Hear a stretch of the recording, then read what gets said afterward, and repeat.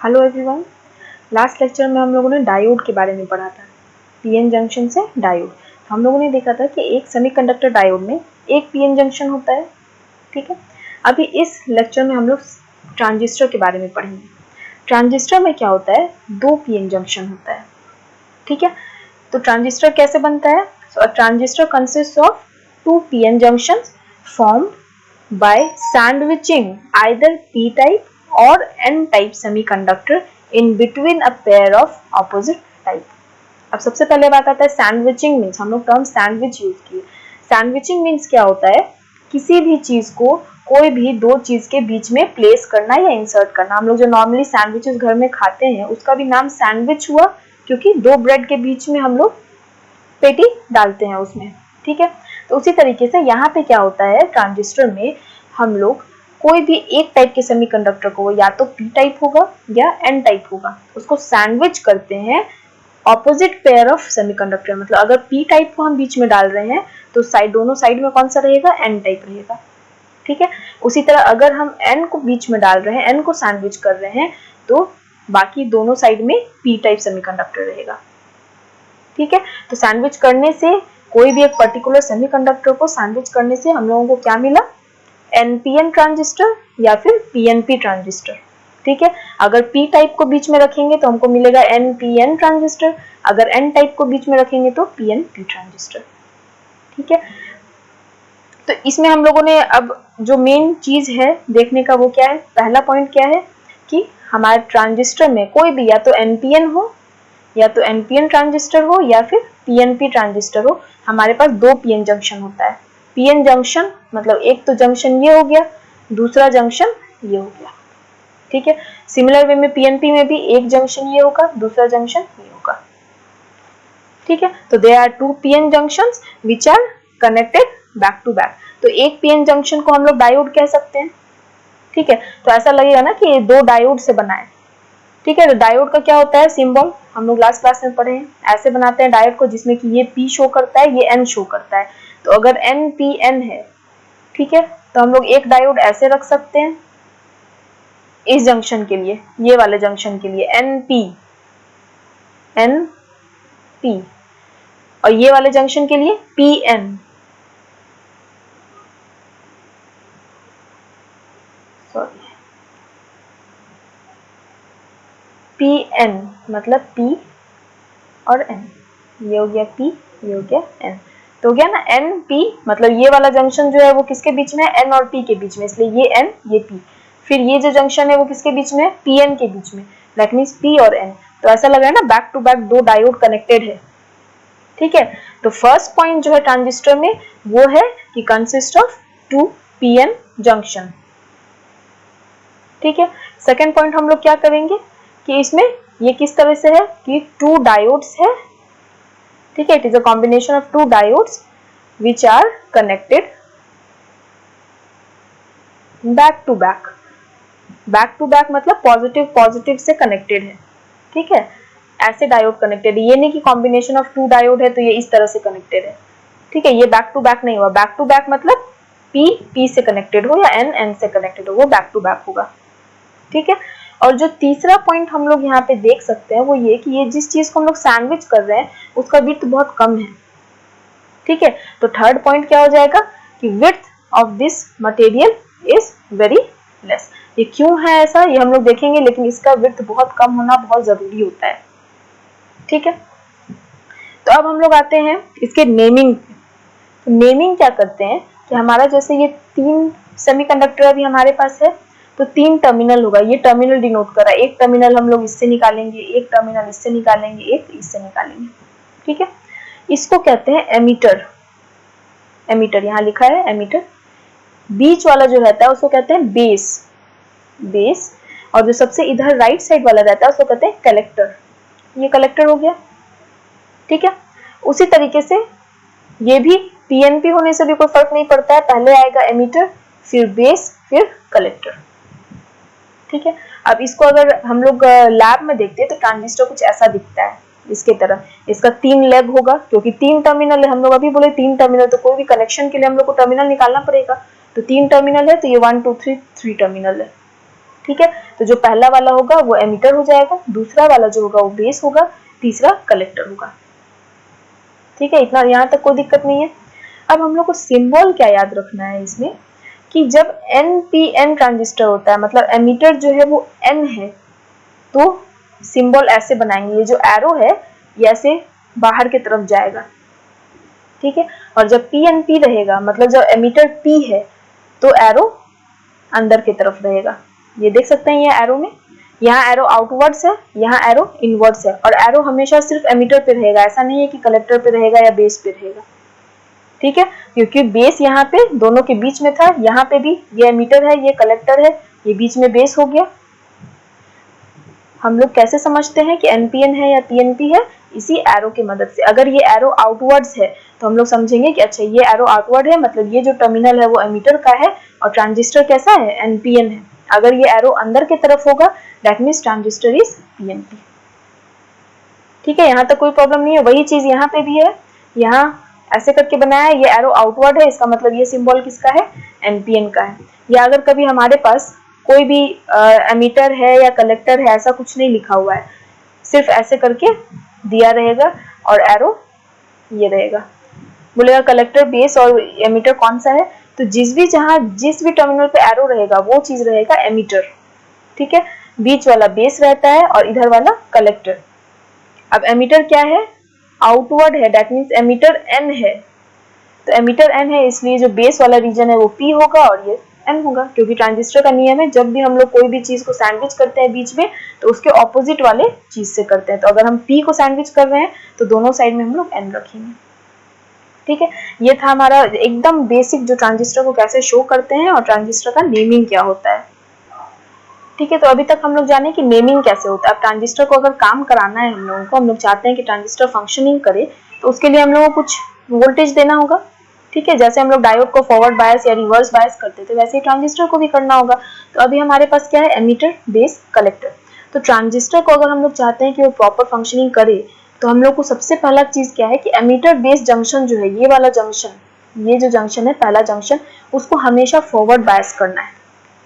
ठीक है, मतलब ये शुरू का जो जंक्शन है वो हमेशा फॉरवर्ड बायस रहेगा और ये जो सेकंड वाला जंक्शन है वो हमेशा रिवर्स बायस रहेगा, मतलब कलेक्टर बेस जंक्शन। पहला जंक्शन किसके बीच में है? एमिटर और बेस के बीच में, इसीलिए ये एमिटर बेस जंक्शन हुआ जो कि हमेशा फॉरवर्ड बायस रहेगा। दूसरा वाला जंक्शन है बेस और कलेक्टर के बीच में जो कि रिवर्स बायस रहेगा। ठीक है, अब PN ये वाले जंक्शन को अगर फॉरवर्ड बायस करना है तो क्या करना होगा? फॉरवर्ड बायस में P to P करते हैं, N to N कनेक्ट करते हैं। तो अभी हम लोग क्या करेंगे? ये वाले टर्मिनल को पॉजिटिव से कनेक्ट करेंगे, ये वाले बेस वाला जो टर्मिनल उसको नेगेटिव से, और नाम क्या होगा? VEB। EB means emitter base. ठीक है, उसी तरीके से इसको रिवर्स बायस करना है, तो रिवर्स बायस करने के लिए P को N से कनेक्ट करते हैं, N को P से। ठीक है, तो इस साइड P है, मतलब इसको N से, मतलब नेगेटिव से कनेक्ट करना है, तो हम लोग इसको नेगेटिव से करेंगे और ये जो N है इसको पॉजिटिव से करेंगे, तो ये जंक्शन रिवर्स बायस हो जाएगा। ठीक है, सिमिलर वे में अगर हमारे पास NPN जंक्शन है तो NPN हो या PNP हो, हमें हमेशा ये याद रखना है कि एमिटर बेस जंक्शन हमेशा फॉरवर्ड बायस होगा और कलेक्टर बेस जंक्शन हमेशा रिवर्स बायस होगा, तभी ट्रांजिस्टर जो है वो काम करेगा अपना। ठीक है, तो अभी NP है, NP को फॉरवर्ड बायस करना है, फॉरवर्ड बायस करने के लिए N को नेगेटिव से कनेक्ट करते हैं, P को पॉजिटिव से कनेक्ट करते हैं, वही कनेक्शन हमने किया। ये VEB हुआ, मतलब voltage applied across emitter base junction. Similar way में इसको रिवर्स बायस करना है, इसलिए इसको पॉजिटिव से करेंगे, P को नेगेटिव से करेंगे। ठीक है, यहाँ तक क्लियर है। अभी एक चीज हम लोग को देखना है कि यहाँ पे सिर्फ एक प्लस और माइनस ऐसे ये बना हुआ है, यहाँ पे तीन बैटरी लगा हुआ है, तो ये इतना सारा लगा हुआ है, यहाँ सिर्फ एक लगा हुआ है, तो ये क्या शो करता है कि यहाँ हम लोग कम वोल्टेज दे रहे हैं, लेकिन यहाँ रिवर्स बायस वोल्टेज जो दे रहे हैं वो बहुत ज्यादा है। ठीक है, तो ये चीज हम लोगों को देखना होगा कि ये ज्यादा क्यों है। ठीक है, क्योंकि ये जो एमिटर बेस जंक्शन है वो क्या है? फॉरवर्ड बायस है। फॉरवर्ड बायस में क्या होगा? करंट फ्लो करेगा, तो बता चुके हैं जहां भी करंट फ्लो करेगा वहां पे रेजिस्टेंस मतलब क्या है? कम है। ठीक है, तो यहाँ पे रेजिस्टेंस कम है, मतलब करंट के फ्लो को रेजिस्ट बहुत कम कर रहा है ये, इसीलिए हम लोग को ज्यादा वोल्टेज अप्लाई करने का जरूरत नहीं है। लेकिन रिवर्स बायस में क्या होता है? रिवर्स बायस में करंट बहुत कम होता है। हम लोग पढ़ चुके हैं रिवर्स बायस, जो डायोड का हम लोग प्लॉट देखे थे इस टाइप का, रिवर्स बायस में क्या है, करंट बहुत कम है, माइक्रो एम्पियर में है, तो अभी क्या होगा, इसका मतलब रेजिस्टेंस इसका बहुत ज्यादा है, इसीलिए जो हम लोग रिवर्स बायस वोल्टेज अप्लाई करते हैं तो ज्यादा वोल्टेज अप्लाई कर रहे हैं। ठीक है, सिमिलर वे में ये एनपीएन के लिए वही रूल है। ठीक है, अब हम लोग का बेसिकली काम क्या होता है, हम लोग इनपुट देते हैं एमीटर में, एमीटर से इनपुट देते हैं और हम लोग आउटपुट लेते हैं कलेक्टर से, नॉर्मली अगर ऐसा ही कनेक्शन है तो, अगर बीच में बेस है, बेस दोनों से कनेक्टेड है, अगर ये कनेक्शन है तो। आगे कितने टाइप का कनेक्शन होता है वो भी हम लोग पढ़ेंगे, पर फिलहाल अभी क्या करना है, एमीटर से इनपुट दे रहे हैं, कलेक्टर से आउटपुट ले रहे हैं। ठीक है, अब एमीटर जो होता है उसको हम लोग हेवीली डोप्ड रखते हैं, मतलब बहुत ज्यादा डोपिंग करते हैं एमीटर को, हेवीली डोप्ड मतलब क्या हुआ, एमीटर में हम लोग बहुत ज्यादा इम्प्योरिटी एटम डालते हैं, क्यों, ताकि इसका कंडक्टिविटी ज्यादा हो, जितना ज्यादा इम्प्योरिटी एटम डालेंगे उतना ज्यादा फ्री इलेक्ट्रॉन या फ्री होल रहेगा इसमें। ठीक है,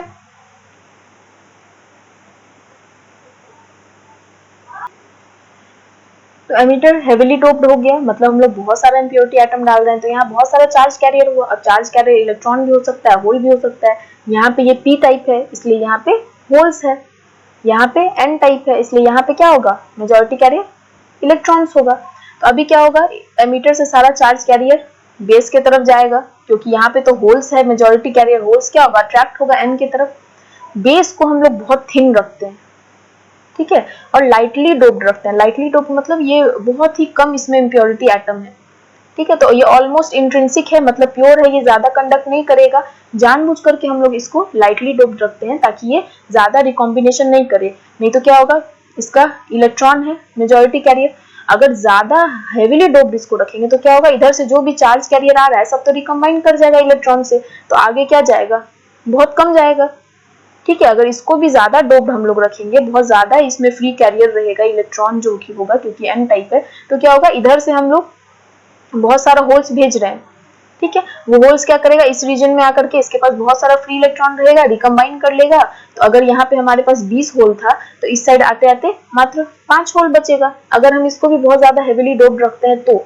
इसीलिए हम लोग क्या करते हैं कि ये जो बेस रीजन है उसको लाइटली डोप्ड रखते हैं, मतलब कि एक आध इलेक्ट्रॉन इसमें होगा तो होगा, उससे क्या होता है, जो रिकॉम्बिनेशन होता है, इधर से चार्ज कैरियर को क्या करना है, कलेक्टर के पास जाना है। ठीक है, एमीटर से कलेक्टर के पास जाना है, तो रास्ते में ज्यादा रिकॉम्बिनेशन नहीं हो इसलिए हम लोग बेस को लाइटली डोप्ड रखते हैं। ठीक है, तो अगर यहाँ पे 20 था तो अगर लाइटली डोप्ड रखेंगे तो मान लेते हैं कि एक रिकॉम्बिनेशन होगा, मतलब यहाँ का एक होल एक इलेक्ट्रॉन से रिकम्बाइन करेगा, तो आउटपुट में हमको फिर भी 19 मिल रहा है। ठीक है, और ये जो कलेक्टर रहता है इसको मॉडरेटली डोप, मतलब बीच का, बहुत ज्यादा भी नहीं बहुत कम भी नहीं, ठीक ठीक डोप करते हैं। तो क्या हुआ, एमीटर को हेवीली डोप करेंगे, मतलब बहुत ज्यादा, सबसे ज्यादा डोपिंग एमीटर का रहेगा। ठीक है, उसके बाद कलेक्टर का रहेगा और उसके बाद बेस का रहेगा, ये है डोपिंग। अगर कोई पूछे कि डोपिंग कैसे होगा तो ये चीज है, एमीटर का सबसे ज्यादा, कलेक्टर का उससे थोड़ा कम, और बेस का बहुत ही कम होता है कलेक्टर से, डबल, ये मतलब बहुत कम। ठीक है, तो ये हो गया डोपिंग के बारे में। अब आता है थिकनेस के बारे में। तो एमीटर का जो थिकनेस होता है, जो ये थिकनेस मतलब ये चीज जो वाइडनेस इसका हुआ बेसिकली, थिकनेस मतलब ये वाला, कितना वाइड हम लोग लिए हैं। ठीक है, एमीटर का थिकनेस जितना भी है उसका बहुत कम थिकनेस होता है बेस का। ठीक है, और कलेक्टर का थिकनेस हम लोग ज्यादा लेते हैं, हालांकि हम लोग डायग्राम में ऐसा शो किए हैं कि एमीटर और कलेक्टर का जो थिकनेस है वो सेम है, ये जो विड्थ है वो सेम है, लेकिन अगर विड्थ हम लोग लें कि विड्थ के मामले में कौन सबसे ज्यादा है, तो कलेक्टर का विड्थ सबसे ज्यादा होता है, उसके बाद एमीटर का होता है, और सबसे कम होता है बेस का। तो डोपिंग इस तरह से होता है, विड्थ हम लोग लेते हैं ऐसे। ठीक है, अब विड्थ हम लोग कलेक्टर का बहुत ज्यादा क्यों लेते हैं, तो वो हम लोग देखेंगे कि ट्रांजिस्टर जो है एक तरह से एम्पलीफायर की तरह एक्ट करता है, तो यहाँ पे बहुत सारा हीट हो जाता है। ठीक है, तो अगर ज्यादा एरिया लेंगे तो हीट सिंक ये होने में ज्यादा अच्छा रहेगा, नहीं तो क्या होगा, हीट जंक्शन को डिस्टॉर्ट कर देगा। ये हम लोग आगे देखेंगे कि जो सी है उसका विड्थ हम लोग ज्यादा क्यों लेते हैं। तो फिलहाल के लिए अभी यही जानना है कि डोपिंग में एमीटर सबसे ज्यादा होता है, उसके बाद कलेक्टर होता है, और बेस में बहुत ही कम डोपिंग करते हैं। और विड्थ क्या होगा, कलेक्टर का सबसे ज्यादा विड्थ होगा, उसके बाद एमीटर का, और बेस का बहुत ही कम विड्थ होता है। ठीक है, ऑल्दो डायग्राम जब हम लोग बनाएंगे तो एमीटर और कलेक्टर सेम ही बनाते हैं। तो अभी हम लोग क्या देखें कि हमारा जो ट्रांजिस्टर में क्या होता है, एमीटर बेस कलेक्टर होता है, जैसे कि यहाँ है ये emitter base collector. Emitter base junction को फॉरवर्ड बायस करते हैं और कलेक्टर बेस जंक्शन को रिवर्स बायस। अब क्योंकि ये जो एमीटर बेस जंक्शन है वो एक तरह का पीएन जंक्शन है और इसको फॉरवर्ड बायस कर रहे हैं, इसलिए करंट फ्लो करेगा। हम लोग देखे थे डायोड में फॉरवर्ड बायस में करंट फ्लो करता था, तो अभी क्या है, एमीटर और बेस दोनों को फॉरवर्ड बायस किए हैं, इसलिए अब करंट फ्लो करेगा। तो जो करंट फ्लो करेगा उसको कहेंगे एमीटर करंट, क्योंकि करंट कहाँ से आ रहा है, एमीटर से आ रहा है, जो चार्ज कैरियर है वो एमीटर से जा रहा है, इसको कहेंगे एमीटर करंट। ठीक है, फॉरवर्ड बायसिंग के कारण एमीटर करंट होता है। वो क्या करता है, ये जो करंट है वो बेस से होते हुए कलेक्टर के पास पहुंचता है। ठीक है, तो जितना भी एमीटर करंट है वो सारा का सारा, ऑलमोस्ट सारा कलेक्टर पे पहुंच जाता है अगर बेस लाइटली डोप्ड है तो। जैसे यहाँ पे देख रहे हैं ये क्या है, पी टाइप है, पी टाइप में मेजॉरिटी कैरियर होल रहता है। हम लोग देख रहे हैं कि ये बेस में सिर्फ एक होल है, क्यों, क्योंकि ये लाइटली डोप्ड था। तो हम लोग देखो यहाँ पे 4 इलेक्ट्रॉन, ये एन टाइप है इसलिए मेजॉरिटी कैरियर इलेक्ट्रॉन होगा, इसलिए जो करंट फ्लो होगा वो इलेक्ट्रॉन के कारण होगा। तो अगर ये 4 इलेक्ट्रॉन है, बेस लाइटली डोप्ड है इसलिए एक ही होल रहेगा, तो जब ये 4 इलेक्ट्रॉन इस पी वाले रीजन से पास करेगा तो क्या होगा, एक इलेक्ट्रॉन इस होल के साथ रिकम्बाइन कर जाएगा। ठीक है, तो बच जाएगा कितना, 3 इलेक्ट्रॉन, वो 3 फिर यहाँ आगे पहुंचेगा। ठीक है, तो इसीलिए के लिए हम लोग जो बेस होता है उसको लाइटली डोप करता है। अगर मान लो यहाँ पे एक और होल रहता तो क्या होता, सिर्फ 2 इलेक्ट्रॉन बचता और वो आगे जाता। तो हम लोग क्या देख रहे हैं कि जो भी और इधर कलेक्टर से जो हम लोग आउटपुट ले रहे हैं, इधर से जो करंट आ रहा है आईसी, उसको कहते हैं कलेक्टर करंट। ठीक है, तो जो भी हम लोग को मिल रहा है आईसी मतलब आउटपुट में, वो डिपेंड किस पे कर रहा है, आई पे। अगर आई को हम बढ़ाएंगे तो आईसी बढ़ेगा, अगर आई 0 कर देंगे तो आईसी भी 0 हो जाएगा। ठीक है, तो output collector current is dependent on I मतलब एमीटर करंट। ठीक है, तो फाइनली हम लोग अगर समराइज करें तो क्या हुआ, एमीटर बेस जंक्शन हमारा फॉरवर्ड बायस था, इसलिए एमीटर करंट फ्लो होना शुरू हुआ। जो भी मेजॉरिटी कैरियर रहेगा एमीटर में वो फ्लो होगा। यहाँ बेस में भी कुछ मेजॉरिटी कैरियर है, जैसे होल है तो बेस में रिकॉम्बिनेशन होता है, तो जितना भी यहाँ पे गया है ऑलमोस्ट 5% जो कैरियर होता है यहाँ पे वो रिकम्बाइन कर जाता है बेस में। ठीक है, ये एन टाइप है इसलिए इलेक्ट्रॉन जाएगा और 5% ऑफ इलेक्ट्रॉन क्या करेगा, रिकम्बाइन करके यहाँ बेस में होल से रिकम्बाइन होगा, तो वो कॉन्स्टिट्यूट करेगा बेस करंट। ठीक है, एमीटर से एमीटर करंट हुआ, एमीटर करंट आगे जा रहा है बेस में, इसको होल मिला, होल से रिकॉम्बिनेशन हुआ तो वो कॉन्स्टिट्यूट किया बेस करंट, और रेस्ट ऑफ द 95% जो कैरियर था वो कलेक्टर में आगे गया और वो क्या कॉन्स्टिट्यूट किया, कलेक्टर करंट। ठीक है, तो अभी अगर हम लोग डायग्राम से भी देख सकते हैं कि एमीटर करंट इक्वल्स टू क्या होगा, base current plus collector current. ठीक है, जो भी करंट हो रहा है ये एमीटर का जो चार्ज कैरियर है उसी से हो रहा है, यही चार्ज कैरियर थोड़ा आगे जा रहा है बेस में तो रिकम्बाइन होकर के कोई और करंट बन रहा है, फिर बाकी का आगे जा रहा है। और ऐसे भी हम लोग केवीएल केसीएल भी पढ़े थे, इसमें क्या हो रहा है, आई इनवर्ड है, आईबी ऐसे जा रहा है, आईसी इधर जा रहा है। तो केसीएल में हम लोग क्या पढ़े हैं कि एट एनी नोड क्या होगा, incoming current equals to outgoing current. तो इस नोड पे इनकमिंग करंट क्या है, सिर्फ आई है, आउटगोइंग करंट क्या है, आईबी भी आउटगोइंग है और आईसी भी आउटगोइंग है, तो मतलब आईबी प्लस आईसी। ठीक है, तो ट्रांजिस्टर में क्या होता है, always emitter current is equal to base current plus collector current. तो अगर अभी हम लोग ये तो एनपीएन था, मान लेते हैं कि अभी हम लोग पीएनपी देखते हैं, तो पीएनपी, चलो पीएनपी देखते हैं। पीएनपी में क्या होगा, पीएनपी मींस अभी एमीटर क्या है, पी टाइप है, पी टाइप में मेजॉरिटी कैरियर क्या होता है, होल्स होता है। तो जब भी हम इसको फॉरवर्ड बायस करेंगे तो क्या होगा, जो मेजॉरिटी कैरियर है वो आगे जाएगा, मतलब पी में होल्स है, होल्स इधर आगे जाएगा। फॉरवर्ड बायस में तो है ना, पी को पॉजिटिव से करेंगे तो ये पॉजिटिव पॉजिटिव रिपेल करेगा और होल को और इस साइड पुश करेगा, तो होल सब आगे जाएगा। बीच में बेस है जो कि एन टाइप का है, एन टाइप मतलब कुछ इलेक्ट्रॉन रहेगा, लाइटली डोप्ड है इसलिए ज्यादा इलेक्ट्रॉन नहीं रहेगा। तो जितना भी होल्स जा रहा है उसमें से ऑलमोस्ट लगभग 5% होल्स जो है वो रिकम्बाइन कर जाएगा इससे और आईबी करंट प्रोड्यूस करेगा। रेस्ट ऑफ द होल्स क्या होगा, आगे जाकर के कलेक्टर से पास होगा और वो आईसी प्रोड्यूस करेगा। ठीक है, तो यहाँ क्या हो रहा है, होल के कारण करंट हो रहा है। अब हम लोग देख रहे हैं कि यहाँ पे करंट का डायरेक्शन ऑपोजिट है। यहाँ एनपीएन में क्या था, डायरेक्शन सेम था, जिधर से जिस साइड इलेक्ट्रॉन फ्लो कर रहा है वैसे वैसे ही था डायरेक्शन, लेकिन इधर उल्टा है। क्यों, क्योंकि होल करंट का जो डायरेक्शन होता है वो इलेक्ट्रॉन करंट के ऑपोजिट होता है। ठीक है, क्योंकि इलेक्ट्रॉन का चार्ज क्या होता है, नेगेटिव, होल का चार्ज क्या होता है, पॉजिटिव।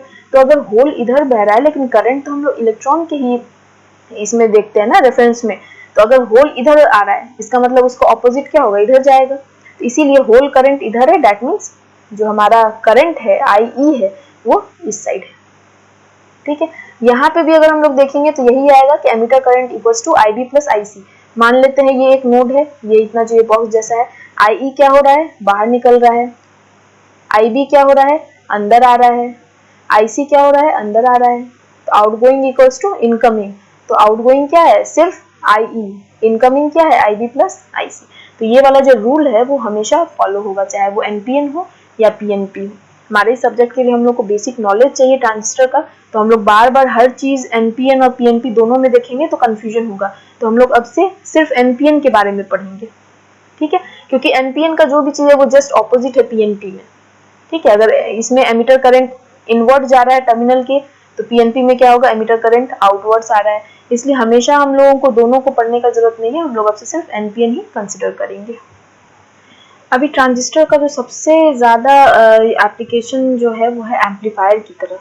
ठीक है, तो एम्पलीफायर मतलब क्या होता है कि हम लोग जो भी चीज़ इनपुट में दे रहे हैं हमको वो चीज़ एम्पलीफाई होकर के आउटपुट में मिले, और फेथफुल एम्पलीफिकेशन होना चाहिए। फेथफुल एम्पलीफिकेशन मतलब कि जो भी सिग्नल है उसका शेप चेंज नहीं होना चाहिए, सिर्फ एम्पलीट्यूड बूस्ट होना चाहिए। तो अभी ट्रांजिस्टर हम लोग ये सिंबल देख लिए हैं, कोई भी ट्रांजिस्टर को ऐसे ही बनाते हैं। ये 3 टर्मिनल है, एरो इस टर्मिनल पे है, दैट मीन्स ये हमारा एमीटर है, ये कलेक्टर है और ये बेस है। ठीक है, अब एरो बाहर की तरफ है, इसका मतलब ये NPN है। ठीक है, अब NPN है, हम लोग हमेशा जानते हैं कि ये सर्किट जो है वो एमीटर बेस को फॉरवर्ड बायस रखना है, इसको रिवर्स बायस रखना है।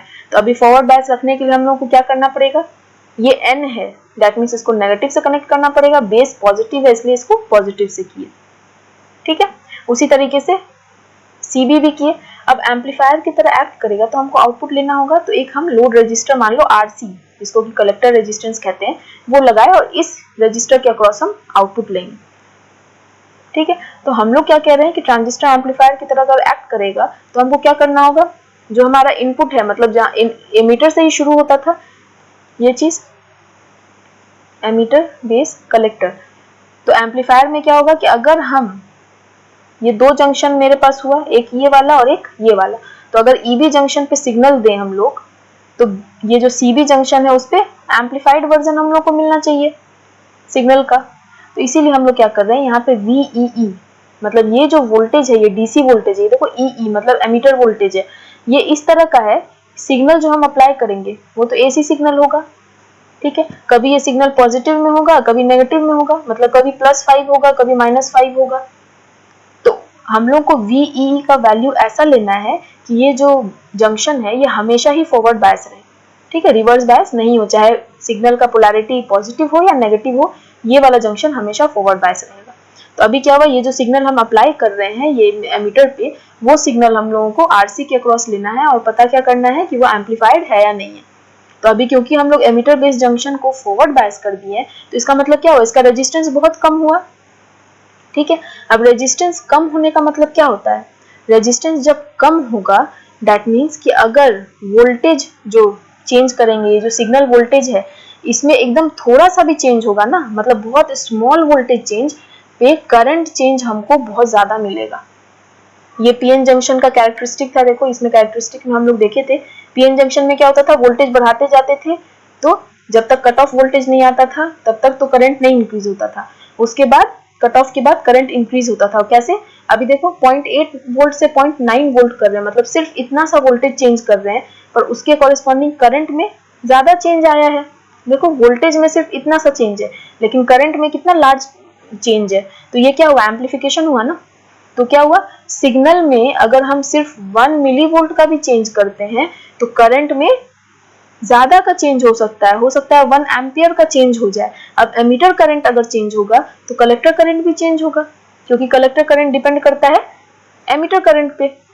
ठीक है, तो इसका मतलब क्या हुआ कि हम लोग वीक सिग्नल अप्लाई कर रहे हैं।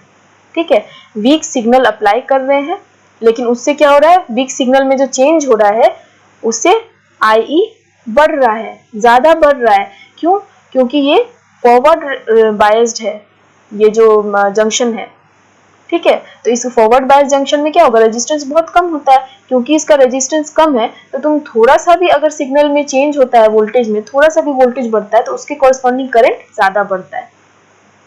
ठीक है। मान लो तो हम लोग साइकिल चलाते थे, जब साइकिल चलाने में क्या होता है, वो जो चेन, अगर नया नया साइकिल है, नया नया चेन लगवाए हो तो क्या होता है, जितना उसमें तुम है ना पैडल मारोगे उतना ही उसी हिसाब से चलेगा।